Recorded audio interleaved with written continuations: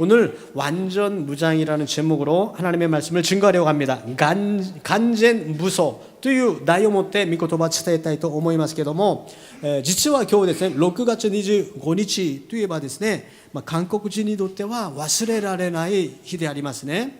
6월 25일하면 생각 잊을 수 없는 일이 있죠. 무엇이죠?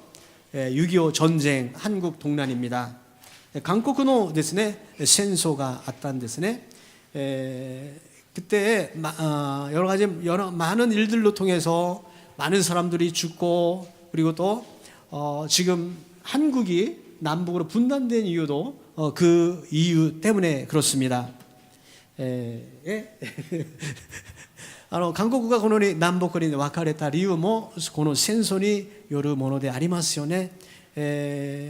이런 전쟁이나 이럴 때 우리들이 느끼는 것들이 무엇이냐면, 우리가 좀 더 힘이 있었다면, 우리가 능력이 있었다면 남북으로 갈라지지 않고 하나가 되었을 텐데, 이런 생각들입니다. もしかしてその時に私たちに力がもう少しあれば南北が分かれなくて済んだんではないかなというふうに考える場合もあるかもしれません。 지금 이제 북한은 핵을 준비하고 있습니다. 今北朝鮮の方では核兵器を準備しています。 한국은 핵을 만드는 것에 반대하는 것에 서명을 했기 때문에 만들 수 없는 환경이 있습니다. 韓国の方では核反対ということで誓いましたので、それを作ることはできません。 그래서 무기를 만드는 것이 며칠 전에 800km 정도인가요? 까지 발사하는 미사일을 개발했습니다. 800km ぐらいまで飛ばすことのできるミサイルをですね、どっちが韓国がですね、今開発したという話を聞いています。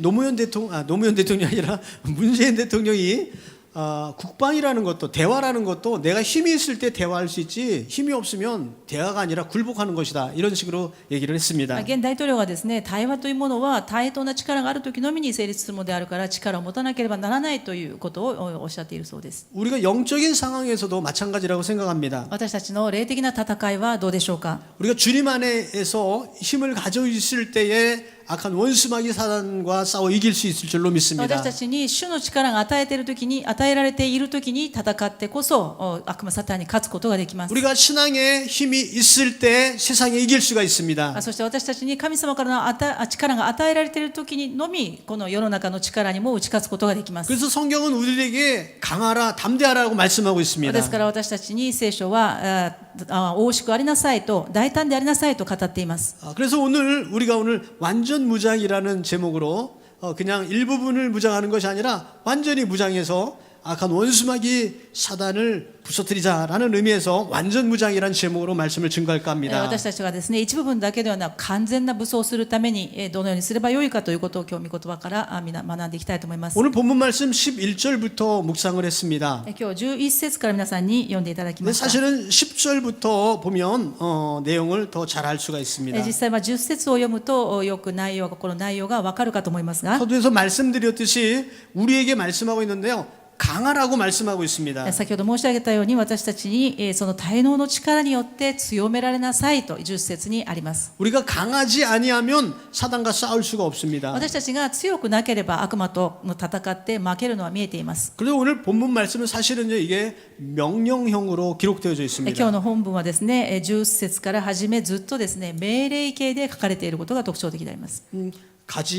가지라라든지 뭐 이것 하라라고 이렇게 한국어로 하는데 좀 한국어는 억양이 좀 약할지 모르는데요. 영어는 명령형으로 할 때는 항상 동사가 맨 앞에 나오게 되어 있습니다. 韓国語も日本語もですね、そうではないんですけれども、外国語そのすべての言語がですね、命令形の場合にはその動詞、こうあってほしいという動詞がその文頭に来ます。 그래서 오늘 본문 말씀은 명령형으로 기록했는데, 이 명령, 우리에게 무엇을 하나님 말씀하시고 이거 어떤 것을 통해서 우리가 무장해야 되는지를 오늘 살펴보려고 합니다. 今日の本文を通して私たちがどのように武装し、どのように戦うべきかを学んでいきたいと思います。 먼저 첫 번째로 주 안에서 강건해져라라고 말씀하고 있습니다. まずですね、10節にありますけれども、主にあってというふうにあります。主にあって強められなさい。 10절에 정말로 너희가 주 안에서 와 이렇게 기록되어 있죠. 10節にはっきりと主にあってとあります。 근데 영어 성경 보니까 be strong in the Lord 이렇게 기록되어 있습니다. 英語には Be strong in the Lord と書いてあります。 처음에부터 강하라라는 어조로 이렇게 처음부터 명령 동사가 앞에 나니까 강해라 주 안에서 이렇게 얘기하고 있으니까요. 영어로 얘기하면 더 임팩트가 있는 것 같아요. 英語ではですね、Be strong という先にですね、強くありなさい、大しくありなさいという言葉が文頭に来ますので、もっと漢字がピンとくるかなと思います。 강해라 주 안에서라고 얘기하는데요. 이게 무슨 말이냐면 우리가 강할 수 있는 이유는 어디 있냐는 거예요. はっきりとですね、強められなさい、そして主の中にあってと、主にあってとあるんですけれども、私たちが強められる理由はここにはっきりと書いてあります。 주 안에서 강해져라라는 말입니다. 主にあってという意味で、そこが大事でありますね。 내가 열심히 운동해서 몸이 튼튼해서 강할 수도 있어요. もちろんですね、テコンドー頑張って強くなることもできると思います。 이런 강함이 아니라 주 안에서 강하라는 거예요. これにプラスですね、主の中にあってということなんですね。 주님께서 함께 하시면 강한다는 겁니다. 主が共にいてくださるのであれば強くなることができる。 주님 안에 있을 때 강해지는 겁니다. 私たちは弱いんですけれども、主の中にあるときに強くなるというんです。 우리 세상을 바라볼 때는 세상이 너무 크게 보일 때는 내가 약하게 보이고 작게 보일 때는요. 아, 내가 이걸 할 수 있을까? 이런 생각이 들 때가 많지 않습니까? 私たちは周囲を見て、環境を見て、また世の中を見てですね、自分より力の強いもの、まだ自分の実力を知らされるときですね、これ私できるかなと逃げ腰になるんじゃないで 그럴 し 때 ょうか。 어떻게 강해져야 됩니까? そのようなときにどのように強められるべきで 주 すか。 안에 있으면 강해진다는 겁니다. 主にあって強められることができます。 요즘 세상이요 참 그래서 이상한 병도 많고 사건도 많고 자연재해도 많고 그리고 또 애들은요 자살하는 한국도 막 자살 인구가 굉장히 많이 늘어났습니다. 今ですね、私たちの周りにですね、もう子どもたちの教育の問題ですとか、また病気の問題ですとか、そういういろいろなおかしな事件、昔だったらなかったようなことがたくさん起こっていると思います。 일본에는 4사람 중에 한 사람은 우울증이라고 얘기하고 日 있습니다. 本でもですね、4人に1人はうつ病にかかっていると言われています。 혹시 당신도 옆에 있는 사람이 우울증일지도 모르겠어요. 皆さんの中にももしかしたらいらっしゃっても大丈夫です。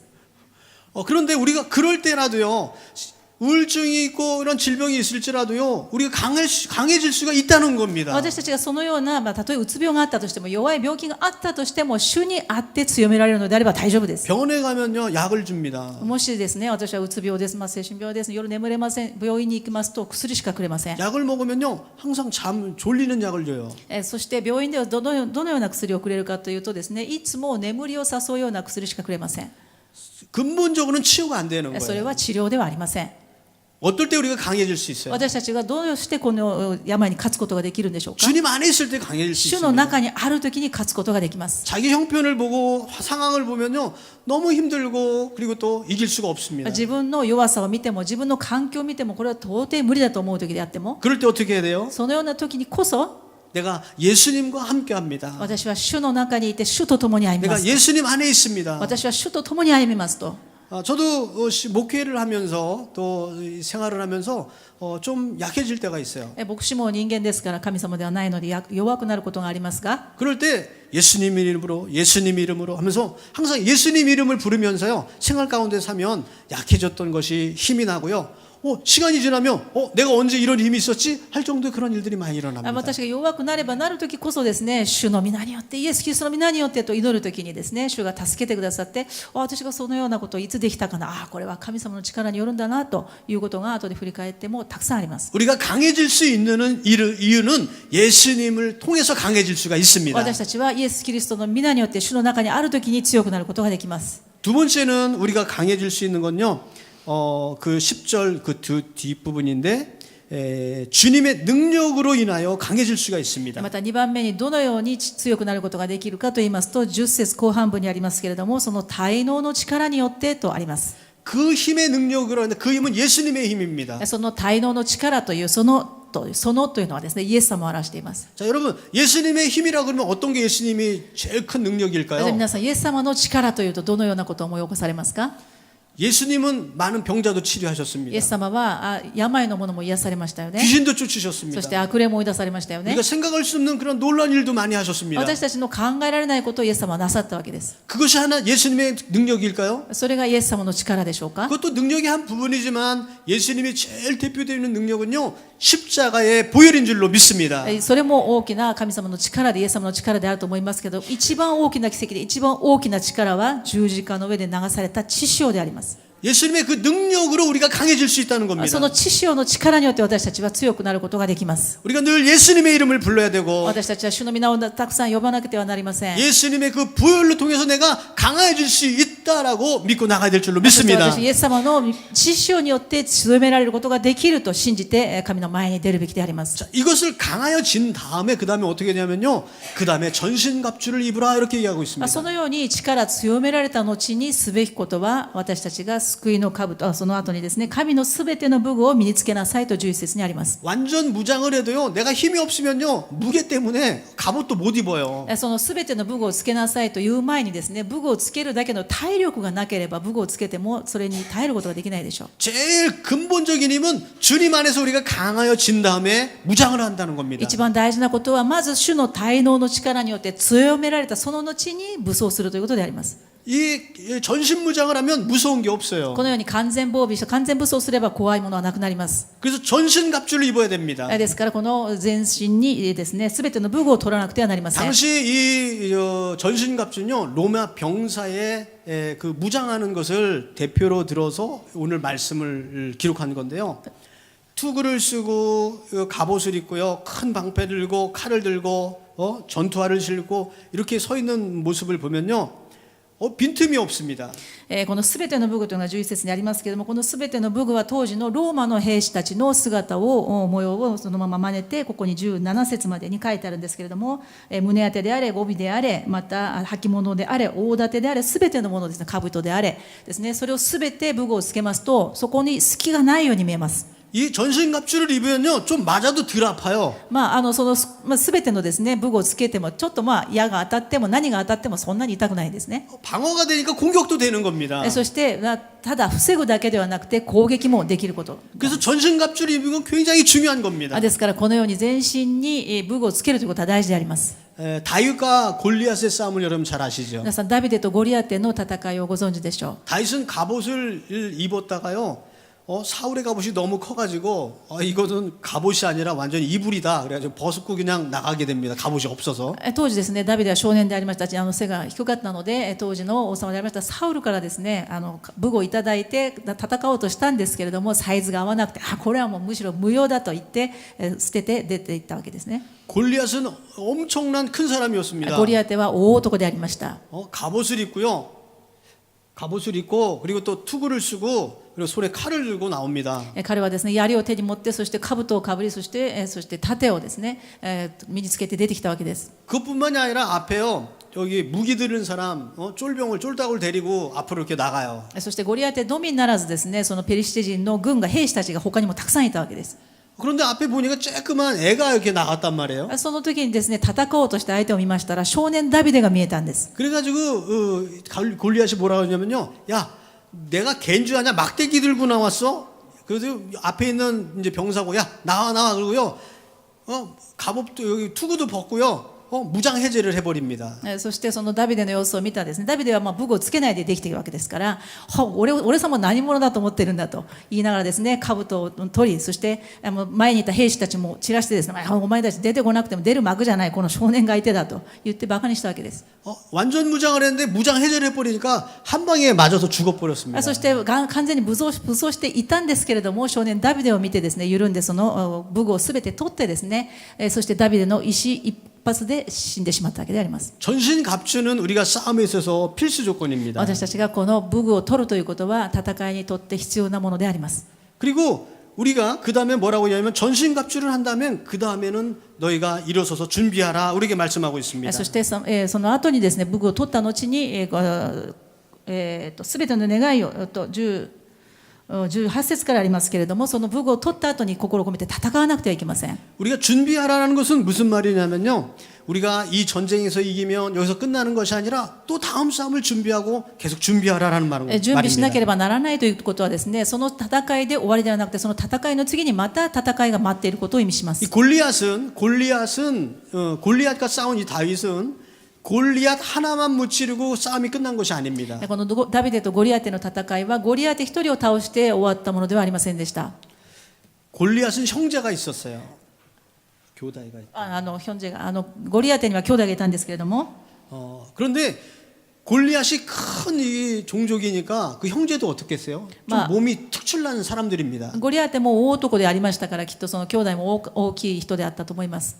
그 이 네 명의 동생들과 나머지 싸움을 계속해서 싸우게 됩니다. そして残りのですね、ゴリアテを倒した後にもそのゴリアテの兄弟たちと戦うことになります。 우리도 영적인 싸움이 있습니다. 私たちも霊的な戦いがあるときに 언제까지 싸워야 됩니까? いつまで戦うべきでしょうか。 주님 나라 가는 그날까지 싸우는 겁니다. 天国に行くまで戦うのであります。 영적인 싸움이에요. これは霊的な戦いでありま 왜냐하면 す。 이 세상은 결과가 아직 나지 않았기 때문에요. まだこの世の中ではですね、この世ではまだ結果を出していないからです。 그래서 우리가 한 번 이겼으면요, 아 싸움 끝났다 이렇게 생각하면 안 되고요, 또 싸울 준비해야 돼요. 私たちがですね、一つの戦いがあって、霊的な戦いがあって、それに勝利したとしても、それで終わりではなくて、次のものが来ているんだというふうに準備しなくてはなりません。 매일매일 잘 싸우시는 여러분들 바랍니다. 皆さん、瞬間瞬間、戦いに勝利していただきたいと思います。 그다음에 오늘은 허리에 진리로 허리띠를 띠라 말씀하고 있습니다. 14節には、腰には真理の帯を締めなさいとあります。 바울 당시의 의복은요, 옷이 발목까지 내려오는 그러한 옷이었습니다. 当時の服装というのはですね、肩からそして裾までつながっている一つの布でありました。 그 싸우기 위해서는 먼저 허리띠로 이렇게 단단히 붙들어 매야 됩니다. ですから戦うためにはですね、その衣服をまとめるために帯が必要だったわけ 이 です。 허리띠를 하면요, 허리띠를 하면 몸의 중심을 잡아줍니다. この腰というのはですね、体の中心でもあります。 그리고 몸의 밸런스를 잡아주니까 움직임이 좋아져요. そしてその腰に帯がありますとバランスが良くなります。 그래서 허리띠를 묶으라고 얘기하고 そ 있어요. こで真理の帯を締めなさいとあります。 그런데 이 허리띠를 뭐라고 얘기하고 있어요? この帯のことを聖書は何て言っているかと言いますと、 진리라고 얘기하고 真理 있어요. だと言っています。 하나님의 말씀이라는 これは神 겁니다. 様の御言葉を意味します。 하나님의 말씀으로 우리는 신앙의 밸런스를 잡을 수가 私た 있습니다. ちは神様の御言葉で信仰のバランスを取ることができます。 하나님의 말씀이 없으면 어딘가 이렇게 치우치게 됩니다. 御言葉なしにではですね、どこかにフラフラするような信仰生活になります。 하나님의 성경의 전체의 말씀을 볼 수가 없습니다. そして聖書全体を見ることができなくなるんです。 그래서 하나님의 말씀을 우리가 늘 묵상해야 で 됩니다. すから私たちは神様の御言葉についていつも黙想しなくてはなりません。 이런 얘기를 여러분께 말씀드린 적이 있죠.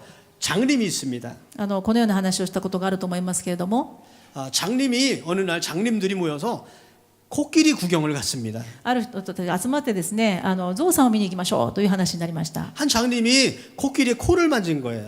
目の見えない方たちが集まってですね、動物園に行きましてね、じゃあゾウさんがどんなものか見てみましょうって、ある人はですね、ゾウの鼻を触ったわけです。 그래서 사람들에게 나는 코끼리를 만났다고 자랑을 하기 시작했습니다. 私ね、ゾウさんに触ったよと言って自慢し始めました。 야, 코끼리가 어떤 거냐? 아니야? 코끼리는 호수처럼 아주 길어 이렇게 얘기했습니다. もうゾウさんってどんなものか知ってる？ホースみたいに長いのがゾウさんだよ。 그런데 다른 한 장님은요, 코끼리의 배를 만진 거예요. ところがある目の見えない方はですね、ゾウのお腹をですね下から触りました。 그래서 그 친구는 이렇게 얘기를 합니다. その方は言うんですね。 야, 알지 못하면 까불지 마. 코끼리는 그렇게 긴 게 아니라 벽가처럼 펑퍼짐한 거야. 이렇게 얘기했습니다. ゾウがね、ホースだってとんでもないもうね、熱い壁みたいなものがゾウだよ。 그런데 또 한 장님은요, 다리를 만졌습니다. でもある人はですね、ゾウの足を触ったんですね。 그래서 이렇게 얘기를 하는 거예요. そして言うのが、 얘네들 웃기고 있네. 코끼리는 기둥같이 굵어. 기둥이요, 기둥. 그랬습니다. ゾウさんっていうのはね、柱みたいに太いんだよ。それがゾウだよ。何言ってるんだよ。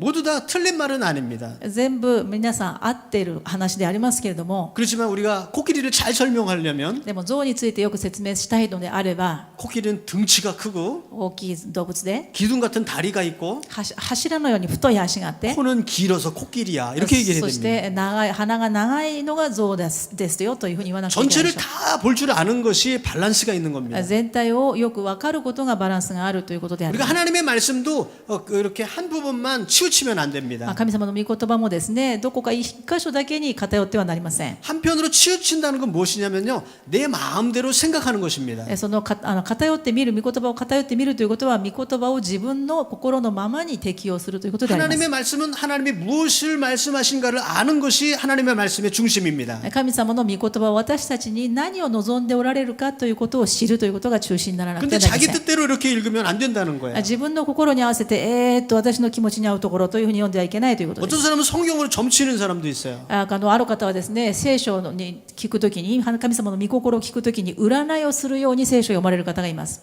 오늘은 뭐가 나올까 하고 눈을 딱 감고 쫙 폈습니다. ある日はですね、今日神様私に対する御心は何でしょうか、目をつぶってチャッと開きました。 그랬더니 유다가 목을 메어 죽었더라 이렇게 써 있는 거예요. そこにですね、ユダが首をつって死んだと書いてあったんで、 그래서 아니야 이건 아니고 다시 한번 해야지. これぐらいダメだ、私首つって死ぬにはまだないと、もう一回もう一回1、2のさっとやってみました。 너도 그리 행하라 이렇게 기록돼 そ 있어요. したらですね、お前もそのように言ってしなさいと書いてあったんですね。 아유 3세판이 한번 더 해야지 하고 こ 쫙 れ 폈어요. もう3度目の正直だ、もうこれじゃないだろう、もう1、2の3と開きました。 한 번 하나님께 정한 것은 그리로 해야 된다 이렇게 써 있어요.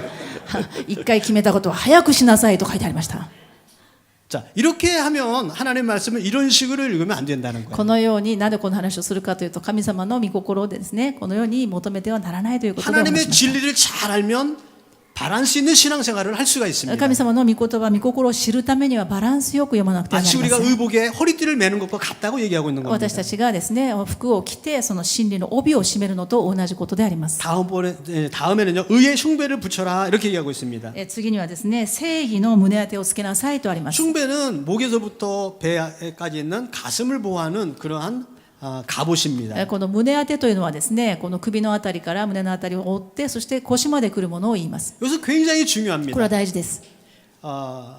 전쟁하다가요 팔을 하나 잃을 수도 있어요. 戦いでですね、腕一本落とすことがあるかもしれません。 다리도 하나 부러질 수가 있습니다. 足も一本折れるかもしれません。 그래도요 사람 안 죽습니다. それだって言ってすぐに人は死にませんが、 살아요.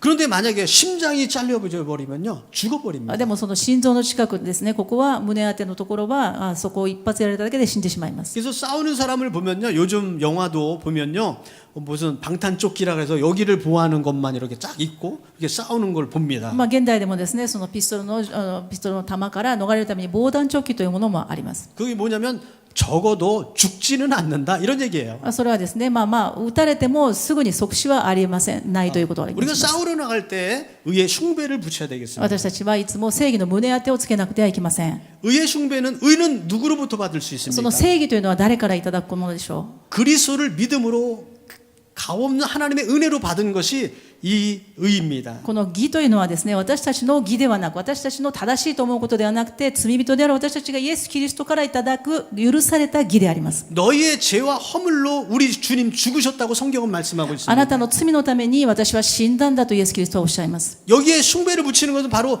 뇌죄 때문이거나 뇌죄 때문에 예수님 돌아가셨구나 이것을 깨닫고 믿는 것인 줄로 こ 믿습니다. の正義の胸当てというのは私の罪のためにイエス様が死んでくださったんだということを認めて信じること、これが 자, 正義であります。 그렇다면 나 때문에 예수님께서 십자가 달리서 돌아가셨다면 정말 그렇게 믿는다면 나를 위해서 누가 죽었다면요 그 사람을 위해서 내가 어떻게 살겠어요? もしですね、皆さんのために誰かが死んでしまったというふうなことがあった場合、皆さんはどのように生きるんでしょう。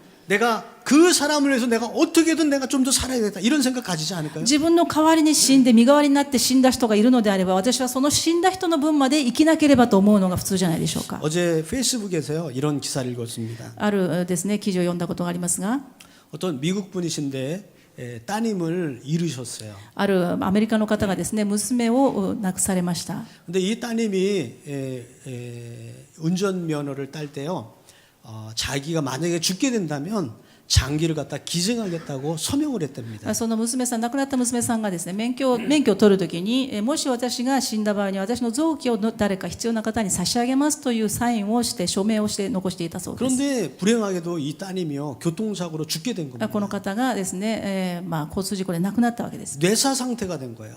脳死が出た、脳死になったわけですね。 그래서 뇌는 죽었는데 장기는 살아 있어요. ですから脳は死んでいますけれども臓器は生きているという状態 그래서 でした。 이 장기를 네 가지를 심장하고 중요 부분 네 부분을요 네 사람에게 나눠줬습니다. その生きているその臓器、心臓をはじめ4つの臓器をですね、それぞれ必要な方に分けてあげました。 그런데 이 아버님이요 그 나눠준 사람은 심장병에 걸려서 일주일에 죽겠다 그랬는데 그 심장 받고 살아났어요. ある方はですね、もう1週間後には亡くなるというその心臓悪かった方にその心臓を提供してその方が生きました。 이 아버님이 2,500km 되는 거리를요 자전거를 타고 그 사람들을 방문해요.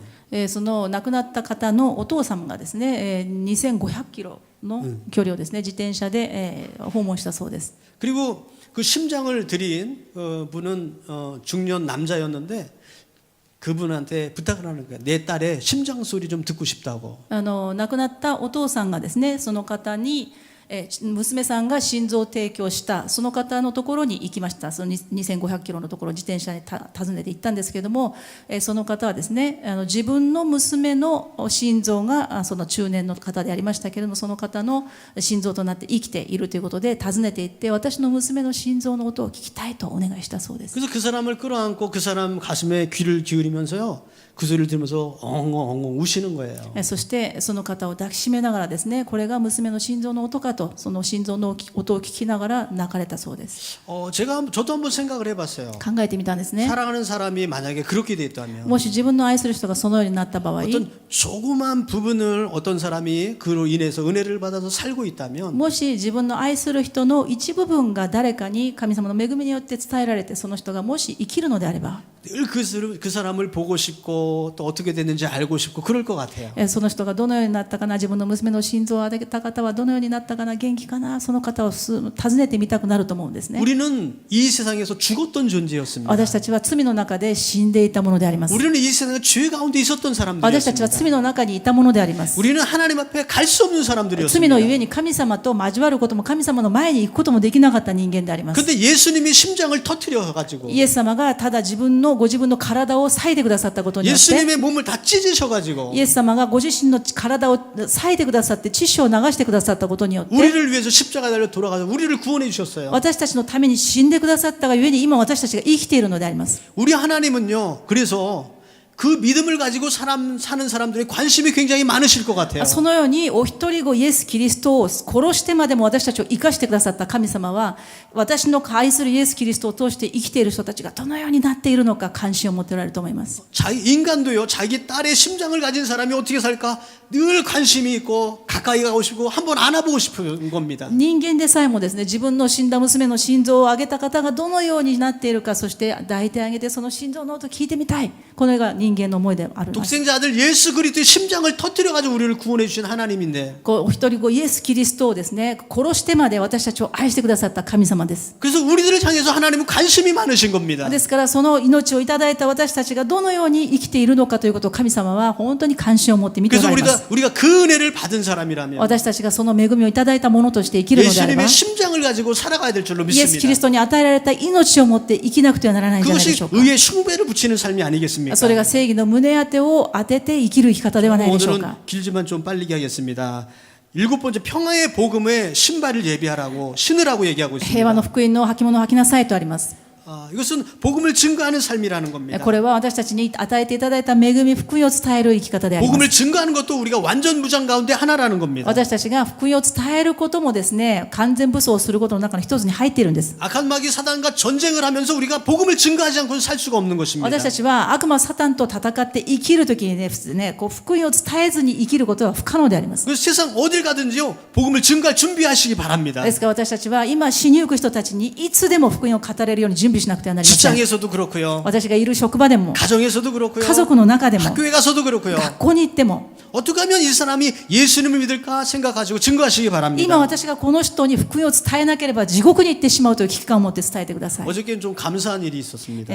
昨日感謝なことがあったんですが、 금년도 저 출발하면서요 청년 선교회 회장을 우리 조석현 형제님이 청년 회장으로 임명이 됐습니다. 2017年始まるときにですね、張석현君青年会会長ですとですね、任命したんですけれ 근데 ども、 사실 처음에 저도 임명하면서 그랬고요. 석형 군도 마음이 좀 무거웠을 것 같아요.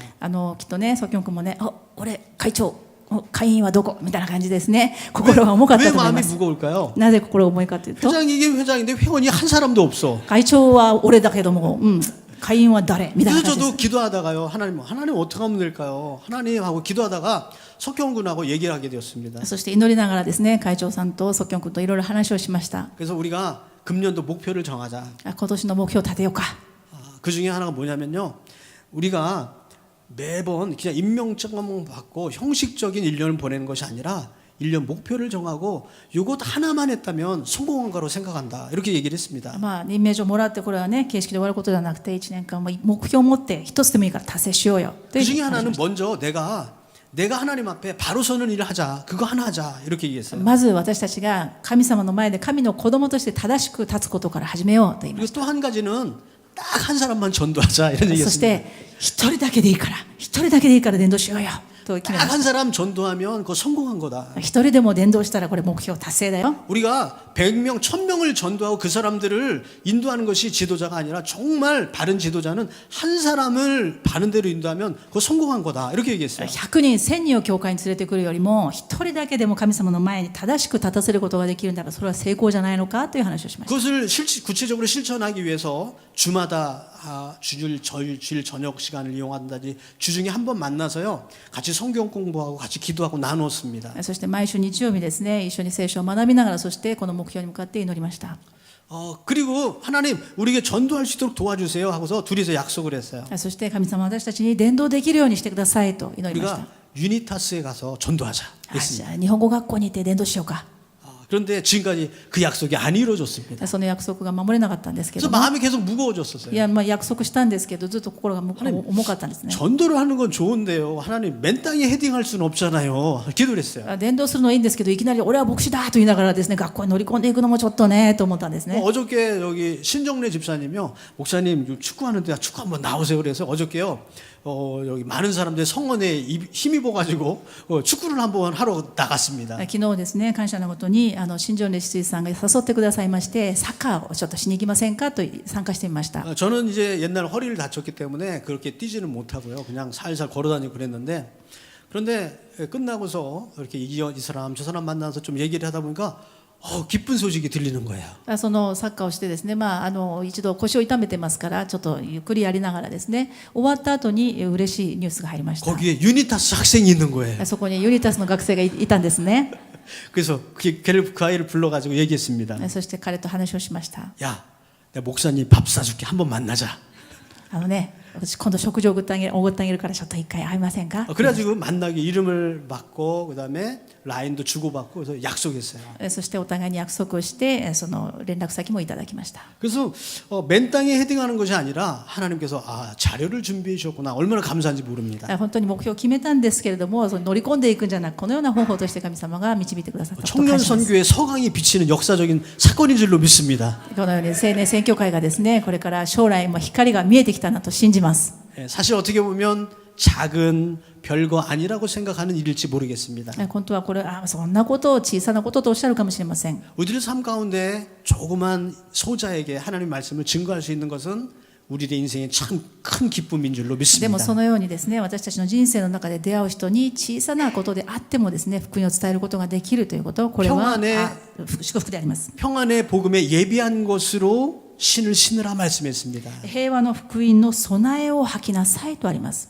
복음을 신발을 신기 위해서는 준비를 해야 됩니다. 私たちがその福音をまくために神様の御言葉をまくために準備が必要です。 그래서 여러분 주위에 있는 많은 그러한 곳에 다니시면서 어떻게 하면 이 사람을 할까 하고 준비하시고 전도하시기 바랍니다. 皆さん伝道するとき誰でも伝道して無条件ってそれもいいんですけどその人のために祈りその人のために何をさせてあげればいいか何をしてあげればいいか準備をして伝えてください。 여덟 번째입니다. 믿음의 방패를 가져라 말씀하고 있습니다. 信仰の盾を持ちなさいと大盾を取りなさいと16節にあります。 방패는 머리부터 발까지 아주 큰 방패를 얘기하고 大 있습니다. 盾は頭から足の下まで防ぐことのできるですね大きなものです。 방패는 적으로부터의 공격을 방어할 수가 있습니다. そして敵からの攻撃を防御します。 우리가 사단이 공격해 옵니다. もしサタンが攻撃してきても 세상이 공격해 옵니다. 世の中が攻撃してきても 유혹의 세력들이 옵니다. 誘惑が攻撃してきても 어떻게 이길 수가 있어요? 私たちがどうやって隠すことができるか 방패인 というと 믿음으로 이길 수가 있습니다. 信仰の大盾によって勝つことができます。 주님을 믿음으로 난 그것 안 해. 상관없어. 이렇게 끊을 私 수가 は 있습니다. 神様の子供で私は神様を信じる者としてあなたと同じようにはしない。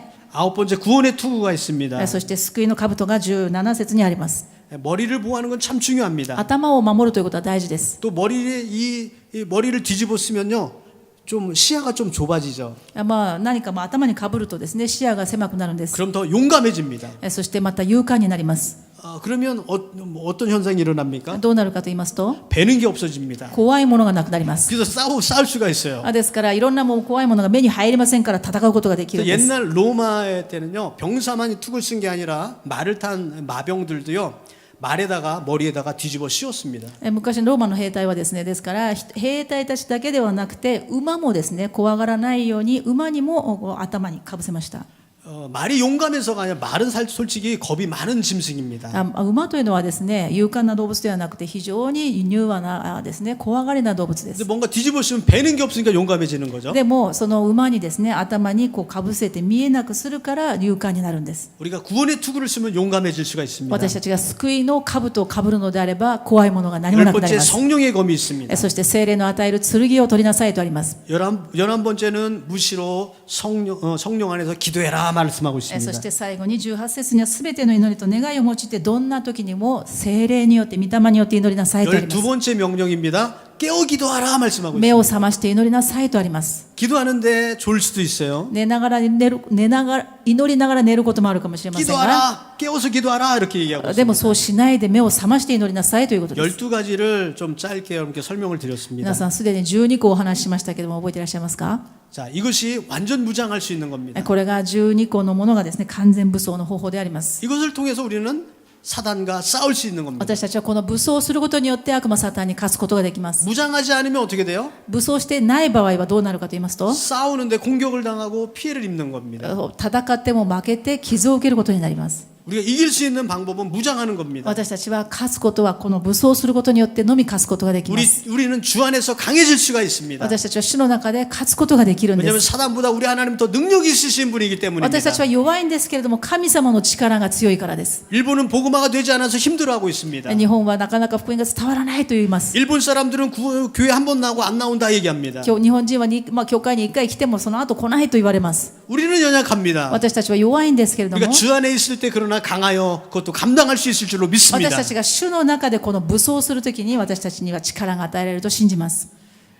6.25라는 그러한 시즌에서 우리가 싸움이라는 것을 생각해 보면서 영적인 싸움도 한번 생각해 보았습니다. 私たちが霊的な戦いをどのようにすべきかということを今日考えたんですけれども、 다시 한번 또 피를 흘리고 절체절명의 위기의 순간에 있는 것이 아니라 준비하여서 승리하는 영적인 사람, 그리고 승리하는 우리의 현실의 인생이 되기를 예수님의 이름으로 축원드립니다. 私たちが今の戦いのみならずです、また次の戦いにいつでも準備されている状態にいられますように主の皆によって祝福します。 기도하겠습니다.